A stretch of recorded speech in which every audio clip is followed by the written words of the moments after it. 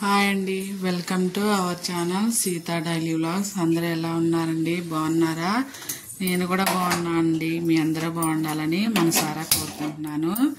చామదుంపల పులుసు అయితే చేస్తున్నా. వీటిని ఇప్పుడు ఉడకబెట్టుకుందాం. తర్వాత ఒక చిన్న నిమ్మకాయ సైజ్ అంత చింతపండు నానబెట్టుకుందాం. అలాగే 2 ఉల్లిపాయలు కట్ చేసి పెట్టుకుందాం. ఉల్లిపాయలు కట్ చేశాక చూపిస్తా. చామదుంపలు ఉడికేలోపు ఈరోజు టిఫిన్లోకి ఆవిరి కుడుము వేస్తున్నానండి. 1 కప్పు మినపప్పు నైట్ పూటే నానబెట్టుకున్నా. ఇప్పుడు దీన్ని శుభ్రంగా కడుగు పెట్టుకున్నా. దీన్ని ఇప్పుడు మిక్సీలో వేసుకొని మెత్తగా పేస్ట్ లాగా చేసుకుందాం. పేస్ట్ లాగా చేసా చూపిస్తా. చామదుంపలు ఉడికిపోయినాయి. ఇప్పుడు స్టవ్ ఆపేసుకుందాం. ఉల్లిపాయలు కట్ చేసుకుందాం.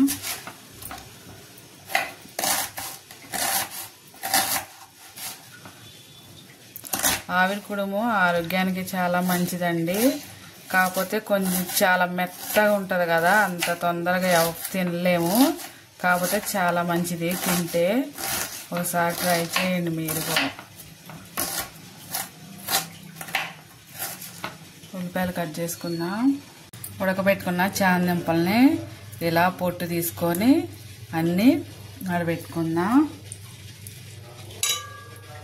పొట్టు తీసుకొని పెట్టుకొని ఇప్పుడు వీటిని కట్ చేసుకుందాం. ఇలా కట్ చేసుకోవాలి అన్నీ సన్నగా.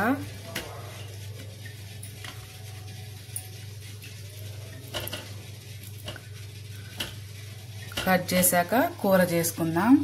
స్టవ్ వెలిగించి కంచుడు పెట్టి ఒక 3 స్పూన్ల నూనె వేసుకుందాం. నూనె వేడయ్యాక ఉల్లిపాయలు వేసి వేడయ్యాక ఒక స్పూన్ జీలకర్ర, 1 స్పూన్ ఆవాలు వేసి అవి ఫ్రై అయ్యాక ఉల్లిపాయలు వేసుకుందాం. ఉల్లిపాయలు వేసుకొని ఫ్రై చేసుకుందాం.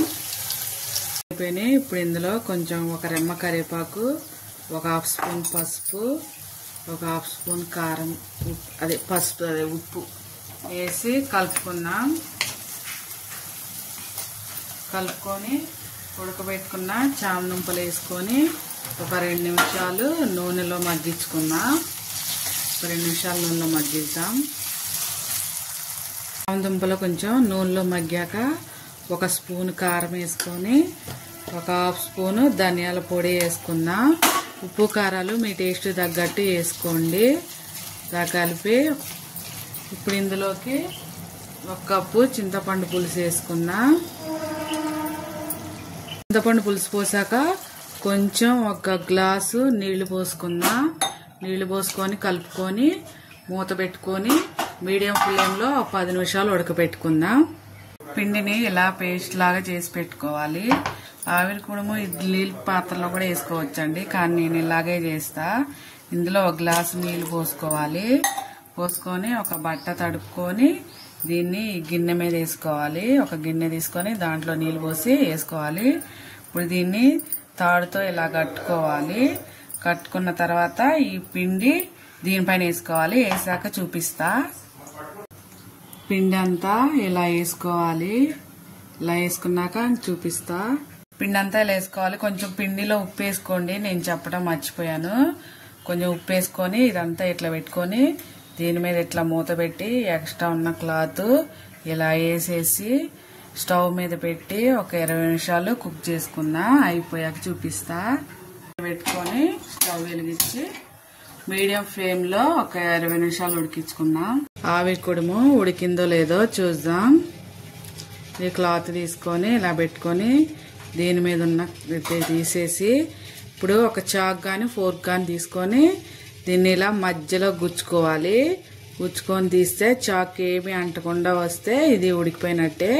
ఇప్పుడు ఉడికిపోయింది. దీన్ని దింపేసుకొని స్టవ్ ఆపేసుకొని దింపేసుకొని ప్లేట్లో వేసుకుందాం.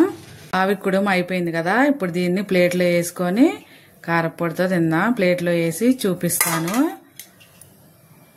ఆవిరి కుడుము తీసేసాను క్లాత్ లోంచి. ఉడికినప్పటినే తీయకుండా ఒక 2 నిమిషాలు పక్కన పెట్టుకొని ఆ తర్వాత తీసుకుంటే ఇలా వస్తుంది. చూసారా? దీన్ని కారపొడితో నెయ్యి వేసుకొని తింటే చాలా బాగుంటుందండి. ఆరోగ్యానికి చాలా మంచిది. ఆవిరి కుడుము రెడీ. ఇలా తింటమే. ఇక నేను తింటాను, మీరు కూడా టిఫిన్ చేయండి. ఓకేనండి, నేను తినేసాను ఆవిరి కుడుము. ఇడ్లీ పాత్రలోనైనా వేసుకోవచ్చు, కాకపోతే ఇలా బట్ట కట్టి ఒక గిన్నెకి వేసుకుంటే బాగుంటది. ఎందుకంటే ఇడ్లీ ఎప్పుడు వేసుకుంటూనే ఉంటాం కండి, ఇట్లా వేసుకుంటే బాగుంటది. ఇప్పుడు 10 నిమిషాలు అయింది. కూర అయిందో లేదో చూద్దాం. ఓకే, కూర అయిపోయిందండి. ఇవాళకి వీడియో ఇంతే. ఇవాళ గురువారం 23 తారీఖు. కూర చేయలేనని చెప్తే మా పిల్లలు టమాటా పచ్చడి వేసేయమన్నారు. టమాటా పచ్చడి వేసేసి స్కూల్కి పంపించేశాను. ఇవాళకి వీడియో ఇంతేనండి. నా వీడియో కనుక నచ్చితే ప్లీజ్ అండి ఒక లైక్ కొట్టండి, నా ఛానల్ని సబ్స్క్రైబ్ చేసుకోండి.